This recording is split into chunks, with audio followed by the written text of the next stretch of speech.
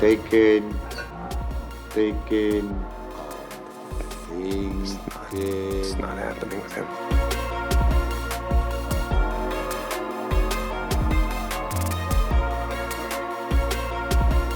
It's a matter of life and death. I'll tell you what's the matter with life and death. That beautiful lady over there.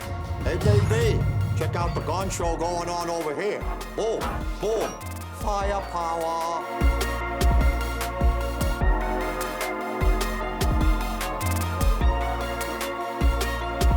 Where are they? Killing is making a choice. Hasta la vista, baby. That's not how the Force works.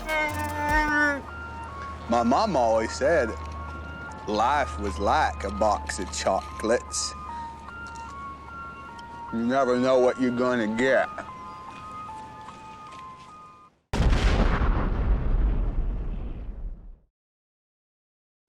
Welcome back. It's Oh So Curious. Three curious minds trying to tell time. I'm Andrew Frankel, and with me, I am joined by my friend Brian Jennings. How you doing, Brian?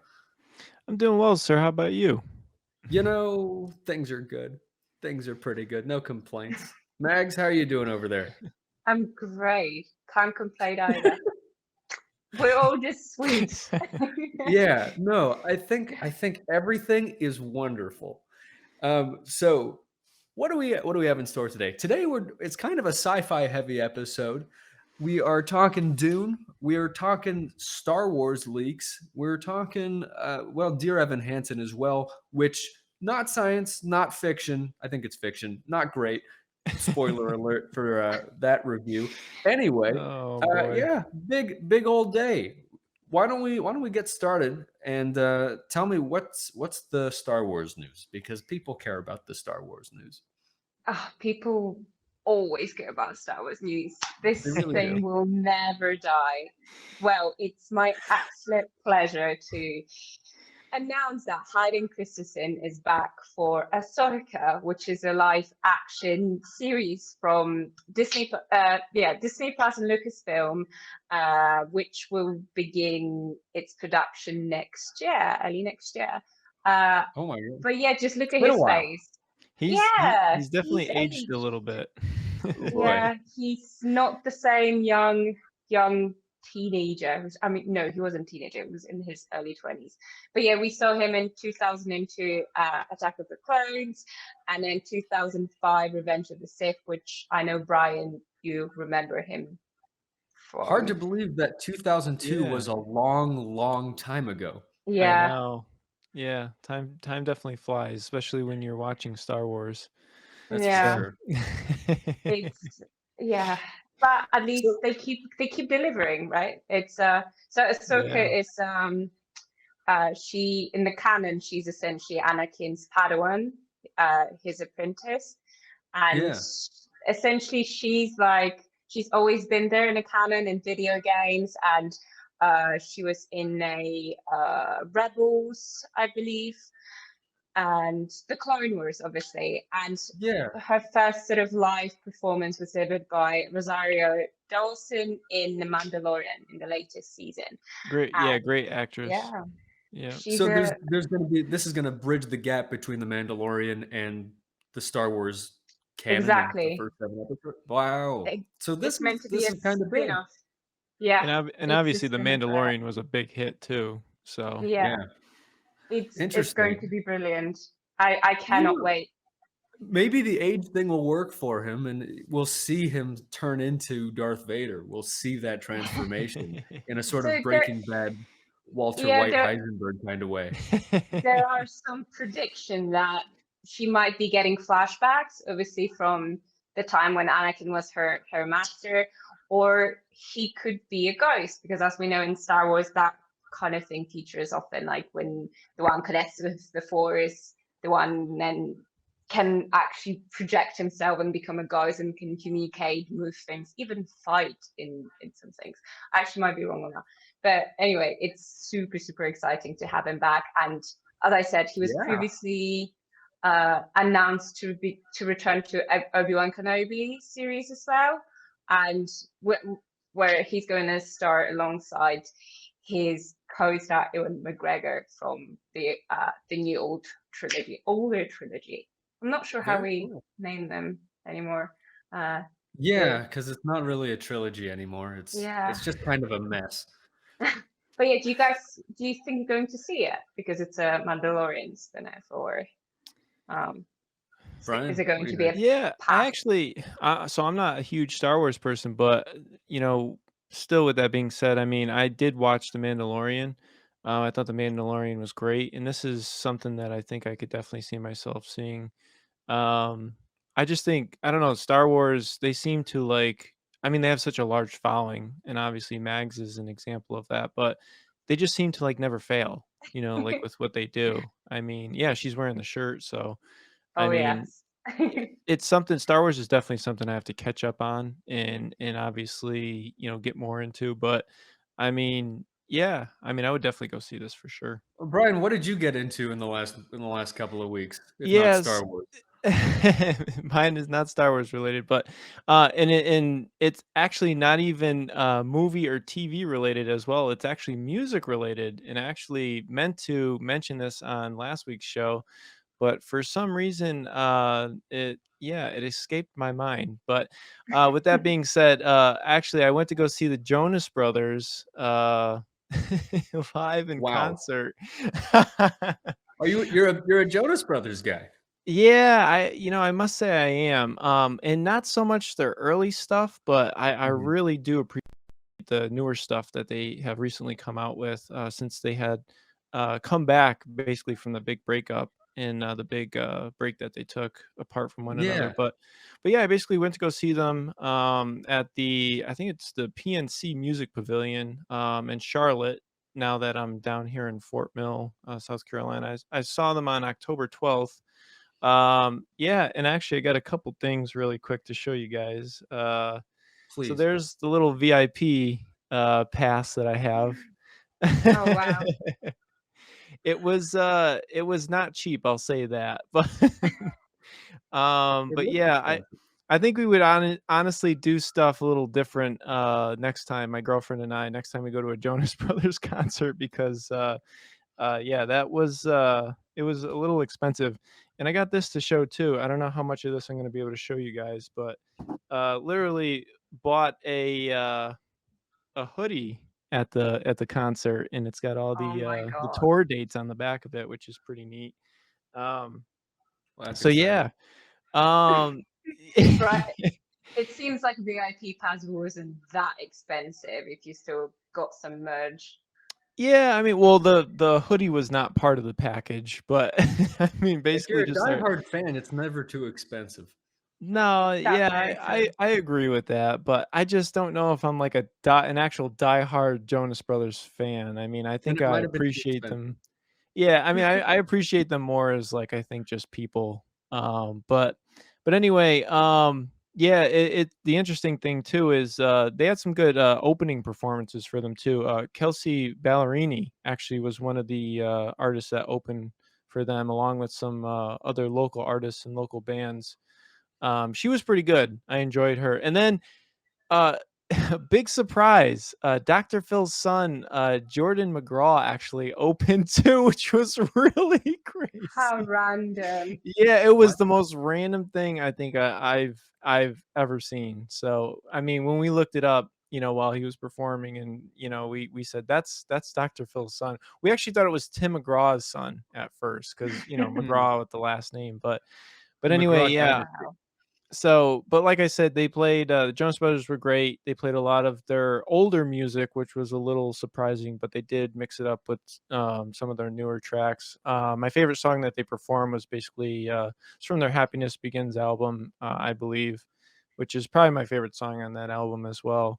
I mean, they did a little bit of drinking on stage. The name of the tour is called the Remember This Tour. So they basically had a lot of video, basically, of like how they started on their journey to become, the band that they are today. And so it was Drinking on the stage. That's like such a clean cut from Disney time. yeah. Love it. But Good job, anyway, guys. Yeah, I must ask you, Andrew, since you love the Jonas Brothers so much, would you go see them in concert? Actually, Nope. Anyway, we have some other stuff happening today. Roland, what is Roland up to these days? He's underground. He's doing stuff. that Let's guy's go always see what doing he's up something. to. Hi, welcome to Rolan Underground, where we talk about what's happening in the world above while in my grandparents' basement. Yes, I'm your host, the Cape Crusader, the Dark Knight, the man, the mystery, Roland. Hi. Before we talk about this week's topic, I thought we should talk about the production strike that I was a part of while working. Basically, there's been talks late September, early October. It's just about better pay, people getting insurance, yada yada. There were T-shirts, stickers, representative or two talking to everybody, saying, hey, if you come to work while we're on the strike, you know that we're on a strike, then that's called a scab. It's like being a snitch in a Scorsese film. And then, yeah, the demands were met like the day before. So there was a lot of hype, and then it was gone. Doesn't really matter for PAs, but what are you going to do about it? Anyways, let's get into it.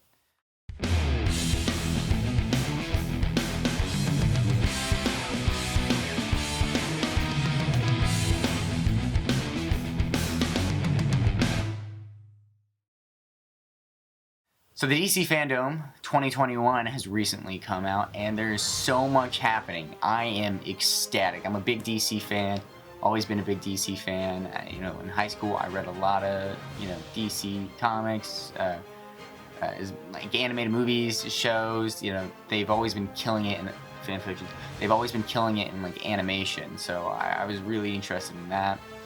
The new Batman trailer looks just an indie dream. It looks fantastic. I know it has a star-studded cast, but it looks like an indie masterpiece. I don't know how else to explain it. There's this and that, and there's plans. There's a Blue Beetle movie that they're planning on making that I'm super excited. Maybe we could see Ted Kord and Booster Gold and get into that. So I'm hyped for that. And then I saw the trailer for Gotham Knights, the video game, and I was really excited about that because it's showing the Bat Family, and I am a huge fan of Bat Family. It doesn't show all of them, but it does show my boy Red Hood, and kind of like the Outlaws-esque look, which I've always liked. So I'm excited for that. But it got me thinking how well DC does animation, that I don't think we're gonna see the Bat Family come in live action, and here's the reason why.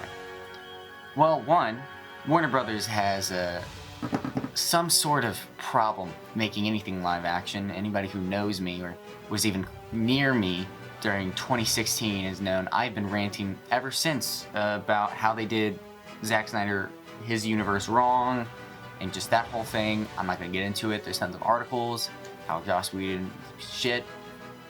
I'm not going to get into it. I want to get into it, but essentially what their problem is that Zack Snyder has created this voice for this universe, and it's dark, it's gritty. It was asking moral questions before Marvel was doing that. They saw that Marvel was doing really good, so they were like, maybe we should copy it, maybe we should be better, blah, blah, blah, ruining their whole voice and image. This is kind of a bad thing to say, but to do anything, you copy first, then you see what you like and you don't like, and then you create your own voice. You don't switch. That's not how that works. It looks cheap, and you look like an idiot. Another thing that I don't think Robin will come out is that there's this misconception that Robin is gay, which I never really got. He's 12 years old.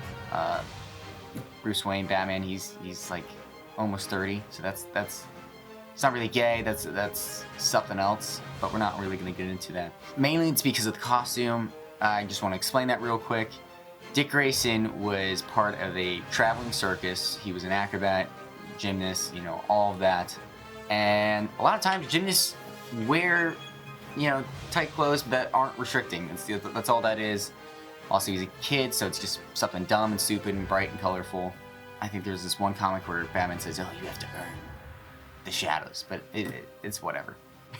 And then, when Jason Todd got the costume, then it was just them sticking with the same costume. And then when he died, then Tim Drake got a completely new costume because he wanted to be a different person, and also he needed pants.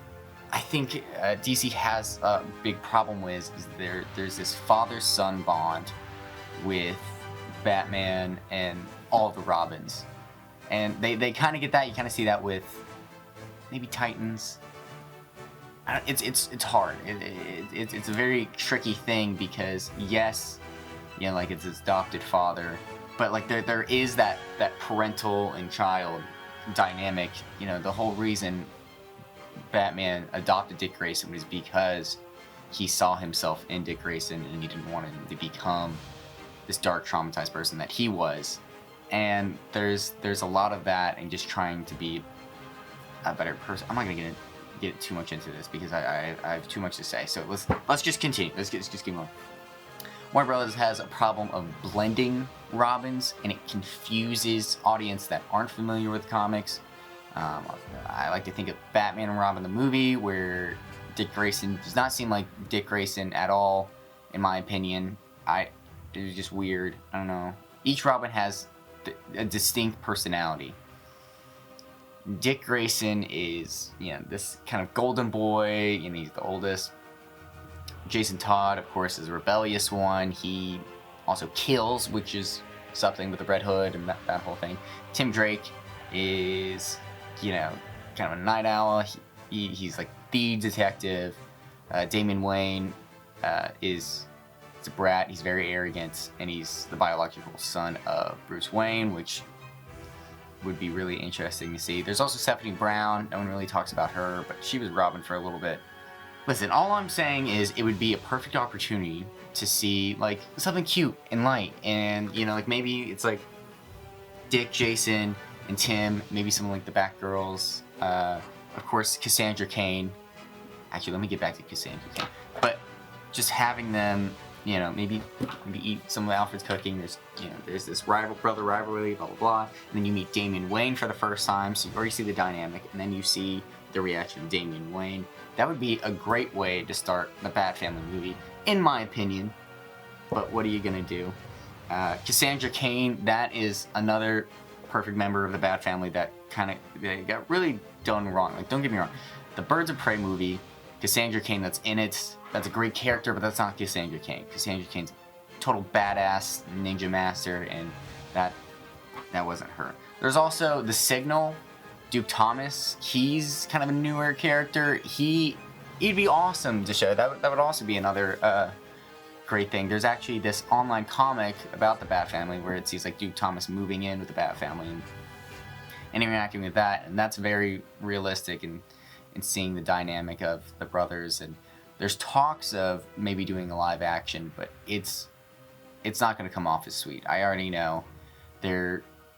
It's just not going to be the same. You're not going to have those cute moments, or you are going to have those cute moments and they pour too much sugar into it, and the dialogue is going to be cheap, and it's not going to be good, or you're not going to see enough of this or that. And dealing with a lot of characters at once is difficult for most people, for most writers. There's too many personalities to deal with. There's too much going on.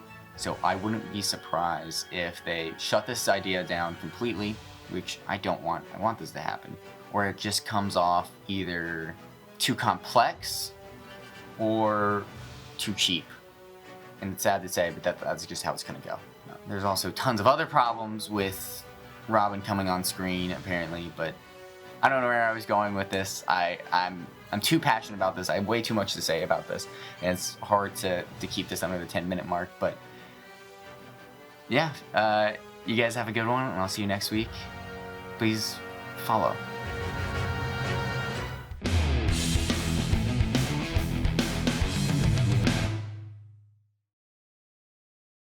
All right, now we're talking Dune, which just in case you haven't seen it, we're just gonna put up a big old spoiler alert right now. That's 3 tries, and I think I got it on the 3rd one. Spoiler alert for this one. It's sort of the big movie that people have been anticipating for years. It's this novel that the sci-fi novel that really kind of grew up with the generation. People have read it and loved it forever, and strangely, it's been called the unfilmable movie, and this isn't the first time we've seen it. This is Denis Villeneuve's adaptation of something that was kind of influenced by the other movies, by the books. What's Mags? Can you tell me what is it that's changed about this particular movie that we actually want to see a remake of it? Where do I even start? Well, as you've mentioned, it was known to be unadaptable, and it's mainly because of its richly detailed world and insane, complex themes that are sort of discussed on all different levels, different sort of hierarchies, and it's very big story that it was almost And this is just part impossible to one, right? adapt. Right. The problem with the book was that like most of the directors or filmmakers or anyone who ever touched Dune was that the book has too many inner monologues. There is a lot of things that characters are saying in the book, and we get to see sort of like inside of their mind, but we cannot actually. I mean, we had which one was it? It was the Lynch's version, and actually the Sci-Fi's miniseries both tried to work closely with this technique. So have a voiceover of the actors in a studio recorded afterwards, and then essentially report on their feelings and what they feel, what they see, what they experience. And it was just too much. And both films failed. I think they relied on some more nuanced storytelling techniques in this one. We see, the acting really does more of the storytelling, the editing, the sound design for one thing. Brian, that's something that you were actually pretty interested in, was the sound. Yeah, I mean, Hans Zimmer, obviously, he basically did a lot of the compositions of, a lot of scores for this. And this has, like it was for director Denis Villeneuve. I mean, this was like a dream of his, for a long time.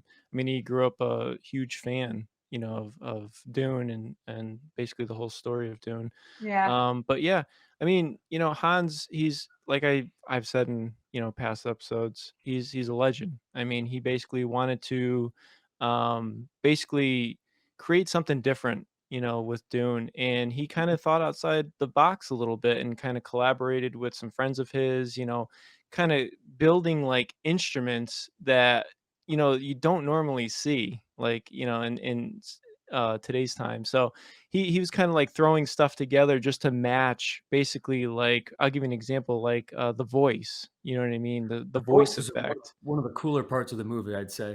Right. So And it's so new, right? It's something that hasn't been explored before. But that was one of those things, like, how do you translate it into they did not phone in anything when it came to the effects. And it's very easy to imagine, like, they don't move their mouth, but they do some voiceover with reverb on it. And this was so not that. Right. It worked. Yeah. I mean, you look at some of the stuff that he did, though. I mean, basically, you have like bagpipes in some of the scenes, which I thought was pretty cool. I mean, you have like a very weird, like tuba like sound, briefly in the beginning of the movie. I mean, a lot of the things he did, organizing the music for this, I think he did it the way it was supposed to be done, in the fact that he was trying to match like every, like the feeling and the mood of like every scene, the way it should have been done. The sound design was super interesting. Did you guys mind the running time, the 2.5 hours with all that? I got antsy.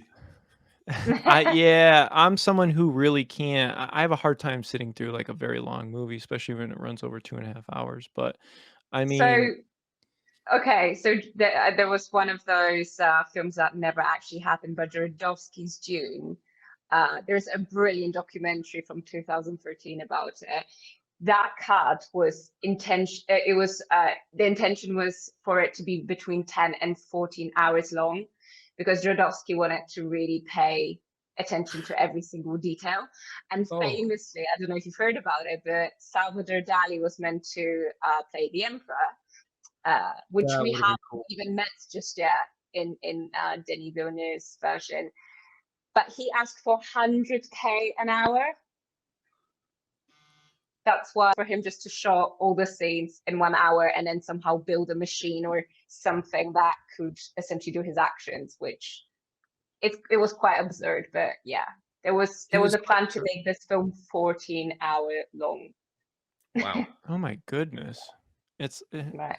but you like ask yourself the question, it's like who would watch all that? You know what I mean? It's like who would Well, we just certainly can't. have the time, and and they tell you up front. They tell you up front is this is Dune Part 1, so Right. walking into the theater, this is 2.5 hours, and then the first thing they slap you across the face with is strap in, because you're probably going to be watching this for the next 5 or 6 or 10 or 15 years. We're probably going to see a lot more Dune movies, because it's been performing well. People are excited about this thing. Yeah. I will take issue with one thing, and that is Let's that hear it. Sure, here you go. This is I couldn't even call this a spoiler. This is your hero's journey. This is chosen one goes to a new world. People know it's very much Harry Potter. It's like, ooh, it's the boy who lived, but he doesn't know, and he's gonna be our savior. And before, is this just the beginning of that 12-step journey? It Right. really feels like it. So watching the movie, there's no plot surprises, especially because you get jumps ahead in time, which is like he's gonna meet this person, and then he meets that person, and it's okay. But the ride of it is really what I think is phenomenal about it. The sound, the worlds, the costumes, it's visually and sonically really just a wonderful environment to be in. So if you don't mind seeing that same myth again, hearing that same story, it's going to be great, because there's just a lot more to stimulate your imagination with it. The voice really I thought that was so cool. It was a neat effect for sure. Also, like the inner monologues that I talked about earlier, they were sold with visual cues, and that's what pretty much rescued the film. And famously, they got was it 7 minutes standing ovation at Cannes Festival, which was the record of any Even film. standing ovations for this movie are long. Yes. Imagine. But I suppose if they have to endure 2.5 hours of something that's only just maybe about halfway through, sure, like let's have it. So this is halfway through the book? It's more than halfway. Like the opening act is like largely sorry, I can't speak today, largely accurate.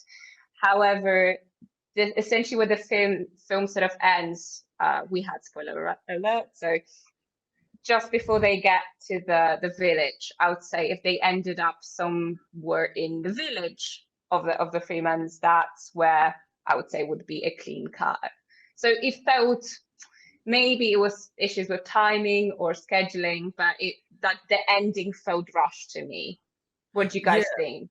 Did you feel like there was something missing there? We got kind of a Back to the Future kind of jumps forward in time. And in the first half of the movie, that was, you're going to see this person in a moment, and then you see them about 30 minutes later.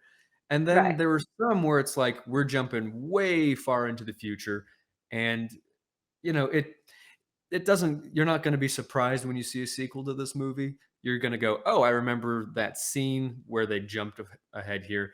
And it feels incomplete, but it's more of a cliffhanger that says, hold on, we'll be back next year.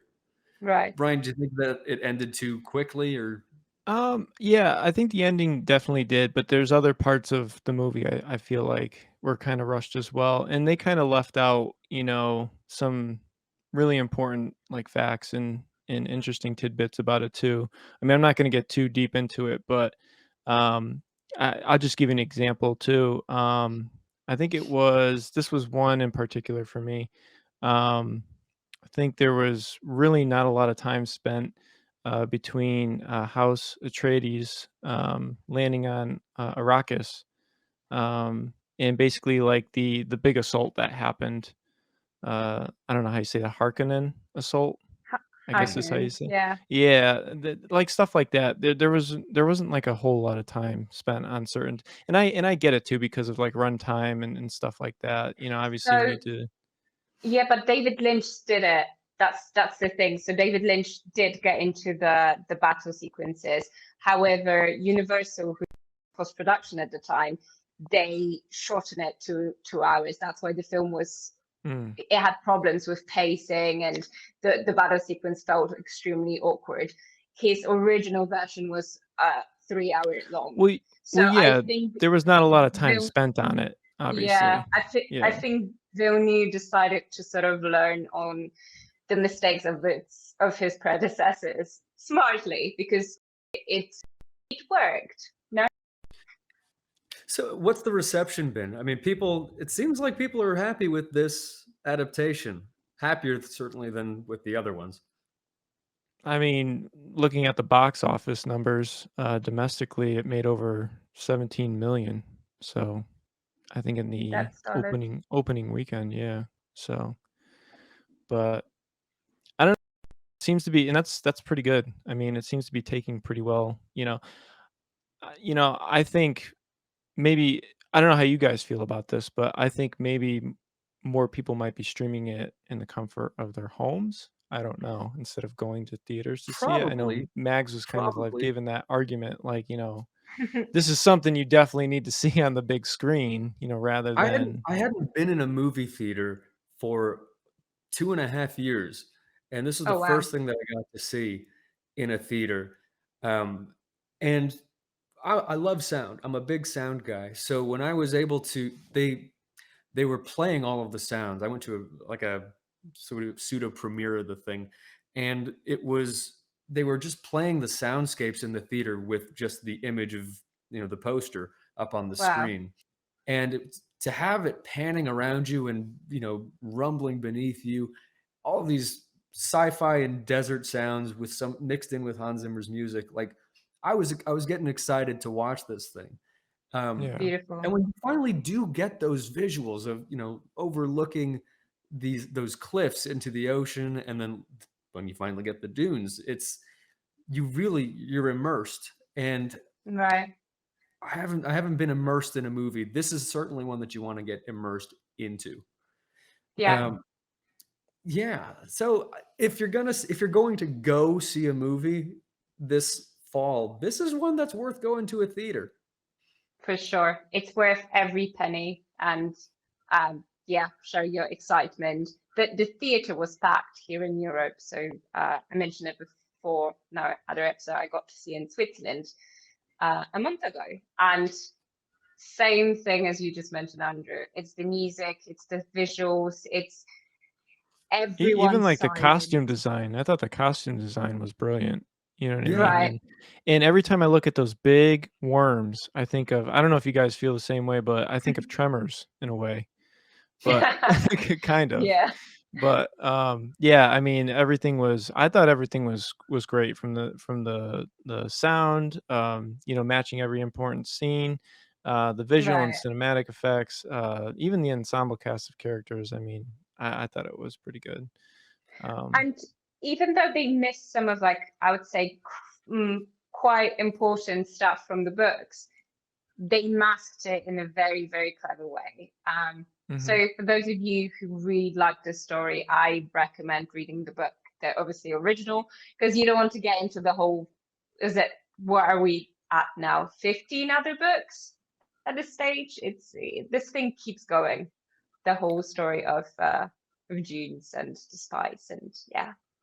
Yeah. So yeah, I didn't read the books. My final verdict, yeah, go see it. Worth watching. What do you guys think? Yes, definitely Yeah? yes. Brian, Double yes. yes? No? Yeah, no, I'll just say this. I'll end with this. I'm not a huge sci-fi fan. I mean, I don't really get into the whole, like sci-fi world, and I'm more of like I don't know. I just like true stories about true people, but this certainly it swayed my mind a little bit. I mean, I definitely want to know what happens next. It definitely left me on a bit of a cliffhanger, and I would definitely see part 2 of this for sure. So I would say yes, go see this. Yes. That's 3 yeses. All right. Yay. Dan, we've been waiting to hear the voice of Dan. I'm having visions. The future is coming near. I'm spice sensitive. The aroma infects me. Boy, it is really hot here. Who am I? Hello, I'm the voice of Dan, and I have just the answer for you. If you live in the real world, you may have heard of those Hollywood folks' newest adaptation of the written word. It goes by the name Dune, a moving picture submersed in mythology, woven with desert power. With grand visuals and a story unfinished, it charts a course amongst the stars. A masterpiece of cinema that demands your fading gaze. After all, it is only part 1, so stay tuned, I'm sure they'll make another. And if you are still listening, then trust me when I say that at Oh So Curious, you can still get a crisp, warm, spiciest dose of the most aromatic movie talk of any niche movie commentary podcast. You can find us on YouTube or your favorite podcasting service by typing OSOCURIOUS into your computing machine. I'm the voice of Dan for Oh So Curious, and we'll spice the ramen for you. Well, that just about wraps up this episode of Oh So Curious. Next week is going to be, well, maybe a treat. It may be a trick. It's going to be our Halloween episode. Yeah, it could be spooky. It could be weird. It could be creepy. Maybe even a little ooky. Surprise, surprise. Yeah. We don't. Well, we do know, but you don't. What can you expect? Well, we're going to give you a little preview. If you're following us on Instagram at Oh So Curious or on YouTube, you may have seen some spooky shorts, about 15 seconds each. We're doing some scary storytelling around the campfire, and we're gonna continue this story and see where it ends up. You can watch them on Instagram or on YouTube, or you can wait till next week and see how it all comes together in the end. But it's going to be pretty good. We may play some games. We may look at some movies. Anything else you think we might see next week, guys? Trick and treats. You might see some witches. You might see some black cats. You might see some jack-o'-lanterns. Ooh. It sounds scary. But in the meantime, We should this carve has been... pumpkins. We should carve...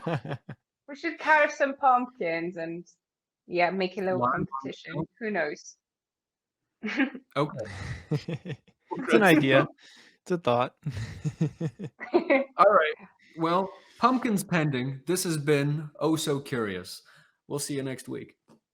Thanks for stopping by, guys.